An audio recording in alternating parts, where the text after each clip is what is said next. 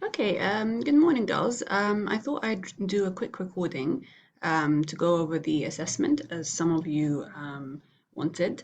So I'm here, I'm opened on my Blackboard page, and this is what you should be seeing when you enter your Blackboard. If you go down the blue control panel and you go onto Instructor Assessments and click on that, okay, it will take you to the three current assessments that we have. Remember, there's a fourth one, the common assessment, but it will only appear closer to the date in November when you will actually have to take the test. Okay, so the one that you're going to click on is Course Reflection Journal. So you click on that. This is the assessment that we discussed yesterday, and you will see it will open the page on the actual assessment. Now, what you need to do is you click on the course reflection journal, the document, click on that, and that will download the detailed document, which I'll go through now as well, so that you can read different instructions and the requirements that you have to do. Okay, as I mentioned, you're not going to be submitting things week by week. Okay, so you should not be coming here, browsing my computer, and then submitting. You should not do that at all right now.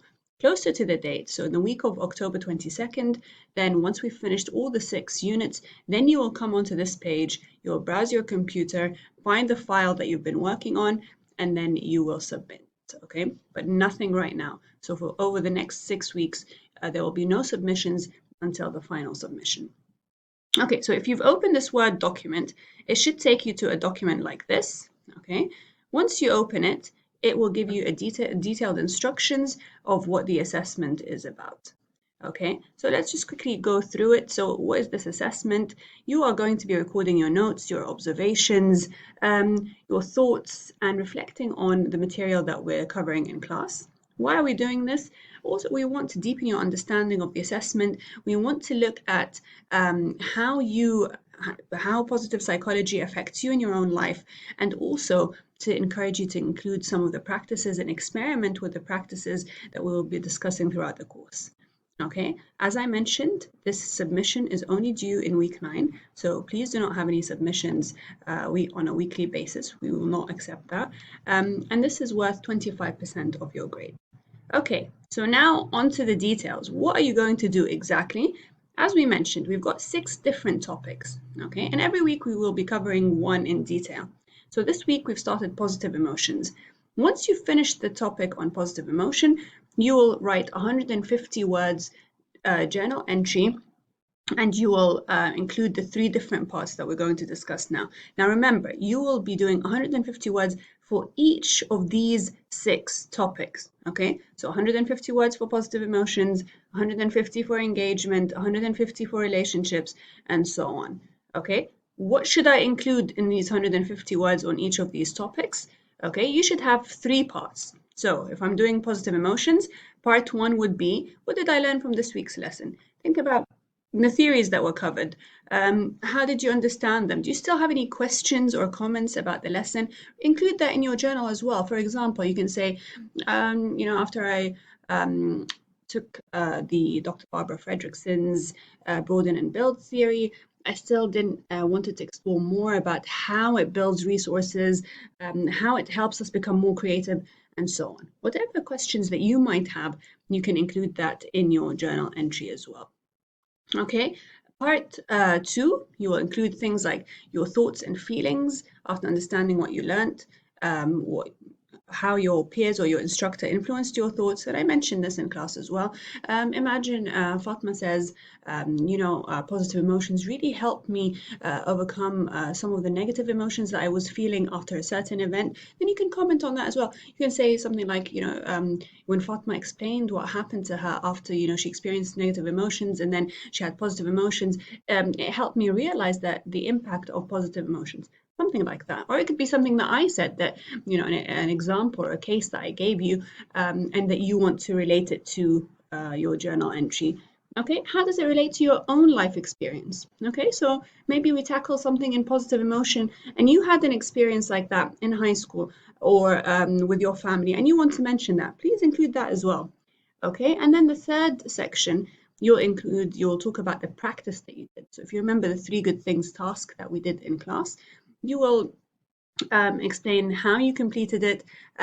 Was it important? Did you manage to complete the whole task? Did you do it for every single day throughout the week? Or did you not complete it, and why? Okay. What happened after you completed this practice? Did you feel that it had an impact on the way you acted? Did people start to notice how you acted? And do you think it's something that you will continue in the future? For example, we had someone mention that, this is something that I do anyway every single day before I go to bed, and definitely I will be carrying this on. So you can include that as well. Okay, so here we also mentioned that you have to give evidence of what you're doing. So make sure that you have photographs that reflect that what you're doing in terms of your journal entries. So, and these could be things like you took a picture of things you were doing your gratitude, for example, practice, and you took pictures that related to you feeling grateful for a certain event, or you're talking about a life experience. Something relating something to your experience, and you took a picture of that event, of what happened. Or it could be a picture of notes from your journal entry. It could be a picture of a photograph of something that you've drawn. Whatever you think is relevant, that can be related, that can give evidence that you have actually completed this journal entry, please make sure that you attach that and use that as well. It could be a movie, a short movie of an event that happened. Whatever you feel comfortable in presenting, please make sure that you include that. Remember, you have to give evidence that you completed that. It's not enough that you just submit the journal entries. Okay? And then finally, we have the rubric. You can start to look through the rubric as we discussed, and ensure that you are carefully and thoughtfully completing the question. So for example, if you're aiming for an A grade, which I hope you all are, make sure that your questions are thoughtfully answered. Make sure that you tackle all the different parts that we mentioned. Make sure that you're proofreading, you're editing your work, your spelling and sentence structure is mostly correct. Okay, make sure that your journal is complete. You have exceeded 150 words, so minimum 150 words. You can go beyond that if you want, but make sure that you are not less than the 150 word criteria, and so on.